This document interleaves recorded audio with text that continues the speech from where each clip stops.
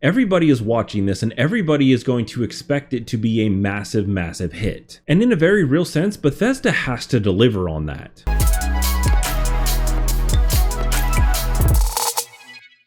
There is a game that is all about exploring new worlds in space, gathering resources, crafting, base building, exploring, scanning, analyzing. It's got shipbuilding and interstellar travel. You can play the single player or multiplayer. And I know what you're thinking. No, it is not Starfield. It is a game that came out in 2016 called No Man's Sky. Now, the description I just gave accurately describes No Man's Sky and Starfield. And I honestly think what Bethesda is doing is actually making a No Man's Sky 2. So what does that actually mean? Well, that means that they're going to take the core of No Man's Sky. No Man's Sky made a bunch of promises that it was going to be a procedurally generated universe. It was going to be massive. It was going to be far and in between players because the amount of solar systems that they had. They talked about their crafting systems and their ship customizations and the size of each of these worlds and galaxies, and just the overall expanse of the game was massive in 2016. And you might think that I'm about to say that No Man's Sky didn't deliver on their promise. They absolutely delivered on their promise of making the game this size, meeting their specifications and all of their things that they had shown off. So in anticipation of Starfield, I actually went back and played No Man's Sky again, because even though there was a little bit of a rocky start, the publisher has actually put a ton of time into this game. Everything from multiplayer updates to quality of life updates, and I was really excited about this. So I started a totally new game, took off from a random planet and started to explore. Well, unfortunately, No Man's Sky still suffers from the same thing that I didn't enjoy about it at the very beginning, and it wasn't that it was buggy and that it didn't play well, because that's not the case.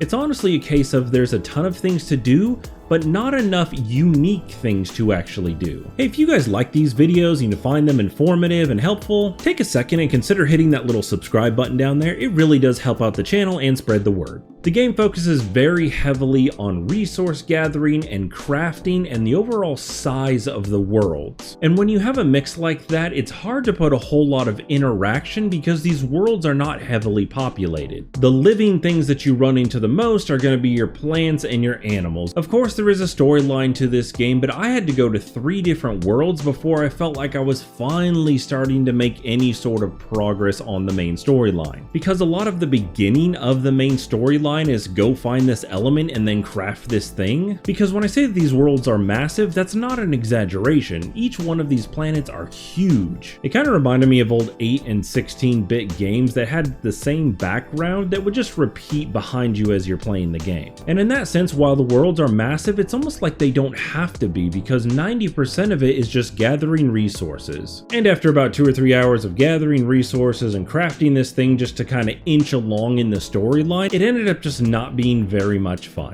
So this is what I'm hoping Bethesda is going to be bringing to the table with Starfield. And it seems like this is exactly what they're doing. In Starfield, you're going to have all the customizations of base building and crafting and starship building. But where I believe that Starfield is going to excel is the human interaction that you're going to get in the game, because the lack of interaction is the biggest thing that No Man's Sky suffered from. It's almost like they designed an MMO, but it's so big that you just don't run into anybody else who's actually playing, and all the NPCs that you run into are just kind of generic, and they just kind of say generic things, and it really feels like they're only there to sell you something, like when you're in a spaceport, which are also far and few between. The main story game doesn't really come from any interaction. It's all just kind of automated. And that's where I think that Starfield is going to excel with Bethesda's storytelling abilities. They've already shown off some of the really big cities, and those are going to be fantastic. They also showed off the base building, which of course No Man's Sky does, and it does pretty well, but I think another big difference is going to be the actual combat system. So in No Man's Sky, you have a multi-tool that acts as your weapon, it also acts as your material gathering, so there's not really a separate combat system that we are seeing in Starfield. If Bethesda is going to effectively make No Man's Sky 2, then they're really going to need to step up not in the crafting or the base building or the customization of your starship. They're going to need to win everybody over with their storytelling, because Bethesda has been telling great stories for 25 years now. However, this is the first time that they've done it in such a massive game and in the style of this space exploration. Todd Howard himself has actually said that Bethesda loves their stuff, talking about interactable items, consumable items, things in containers that you can actually loot, and that is another point where No Man's Sky really fell short. Of course, this is not an exact one-to-one comparison because No Man's Sky originally came out in 2016, like I said, so you're talking about a 7-year difference in technology. No Man's Sky originally came out on PS4 and Xbox One, and of course Starfield is coming out on a more powerful system, 7 years in technology more advanced. But amazing graphics do not a fantastic game make. The graphics on Starfield are going to be good, there's no doubt about that. But the graphics on No Man's Sky are no slouch either. I know that Bethesda is going to have their work cut out for them on this Starfield game. Everybody is watching this and everybody is going to expect it to be a massive